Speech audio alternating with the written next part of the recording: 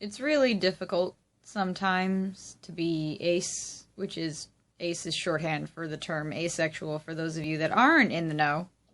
And the difficulty doesn't lie in, like, the lack of sexual attraction, because honestly, that's not a difficulty. That's a fucking blessing. Being horny sounds like it's a huge pain in the ass.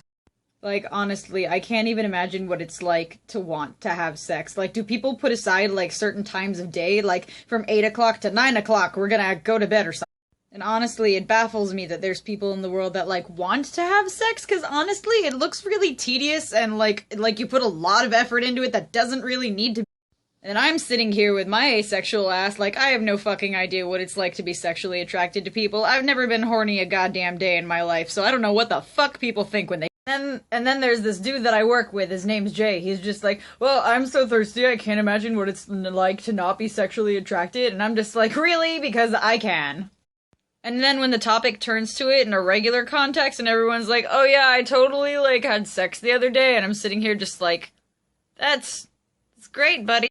And people talk about it like it's some big triumph or trophy that they got, and then just like, that's nice, I went to New York Comic Con once and was on the news for 4 weeks. And then there's always the people that are like, well, maybe you haven't found the right person yet. And I'm sitting here like, well, maybe you haven't found the right knife to shove through your throat yet. And then there's, like, these white fuckboys that are like, well, maybe I can change you. Like, their dick is some kind of magic wand that's magically gonna turn me straight. And then there are people that are just like, asexuality doesn't really exist. And I'm like, guess I'm a fucking unicorn. Here's my horn. It's made out of Gorilla Glue to shut your mouth forever. Bottom line is that, I'm not really happy with people, like, insisting that asexuality isn't real or that it's not valid, because what the fuck am I then? And I'm kinda sick of people telling me that it's something I'm gonna grow out of. Like, do you grow out of being a thirsty white boy, Jay? Are you gonna grow out of being a thirsty white boy? I don't think so.